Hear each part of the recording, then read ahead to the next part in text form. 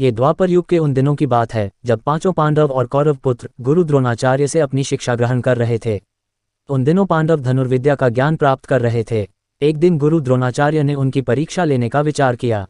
परीक्षा के लिए गुरुदेव ने पांचों पांडव युधिष्ठिर, भीम, अर्जुन, नकुल और सहदेव के साथ साथ कौरवों को भी जंगल में बुलाया और एक पेड़ के सामने ले जाकर खड़ा कर दिया और कहा, शिष्यों, आज आप सभी की परीक्षा का दिन है।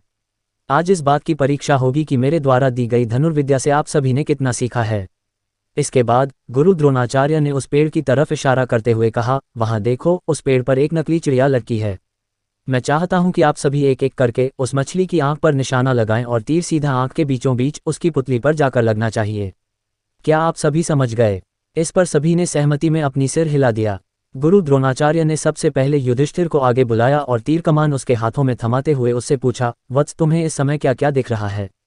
इस पर युधिष्ठिर ने जवाब दिया, गुरुदेव, आप, मेरे भाई, ये जंगल, पेड़ पर बैठी चिड़िया व पत्ते आदि सब कुछ दिख रहा है। ये सुनकर द्रोणाचार्य ने युधिष्ठिर के हाथ से तीर कमान ले लिया और कहा कि वह इस परीक्षा के लिए अभी तैयार नहीं है। इसके बाद उन्होंने भीम को आगे बुलाया और उसके हाथों में तीर कमान थमा दिया। फिर उन्होंने भीम से पूछा कि उसे क्या क्या दिख रहा है। इस पर भीम ने जवाब दिया कि उसे भी गुरु द्रोणाचार्य, उसके भाई, पेड़, चिड़िया, धरती व आसमान सब कुछ दिख रहा है। गुरु द्रोणाचार्य ने उसके हाथों से भी धनुष बाण वापस ले लिया और उसे अपने स्थान पर जाकर खड़े रहने को कह दिया। इस प्रकार गुरुदेव ने एक एक करके नकुल, सहदेव और सभी कौरव पुत्रों को बुलाया और उनके हाथों में धनुष बाण थमाते हुए उनसे भी यही सवाल पूछा। उन सभी का जवाब भी कुछ इस प्रकार ही आया कि उन्हें गुरुदेव, भाई, जंगल, उसके आसपास की चीजें व पेड़ आदि दिख रहे हैं।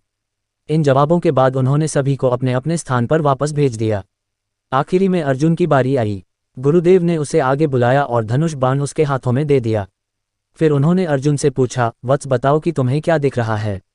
अर्जुन ने कहा, मुझे उस चिड़िया की आंख दिख रही है, गुरुदेव। गुरुदेव ने पूछा, और क्या दिख रहा है तुम्हें, अर्जुन? मुझे उस चिड़िया की आंख के अलावा कुछ नहीं दिख रहा, गुरुवर, अर्जुन ने कहा। ये सुनकर कि अर्जुन चिड़िया की आंख के अलावा कुछ नहीं देख रहा, गुरु द्रोणाचार्य मुस्कुराए और कहा, तुम इस परीक्षा के लिए तैयार हो? निशाना लगाओ, वत्स। गुरु का आदेश मिलते ही अर्जुन ने चिड़िया की आंख पर तीर मारा और तीर सीधे उसके लक्ष्य पर जाकर लगा। बच्चों, अर्जुन और चिड़िया की आंख की इस कहानी से हमें ये सीख मिलती है कि सफलता प्राप्त करने के लिए हमारा ध्यान सिर्फ अपने लक्ष्य पर होना चाहिए।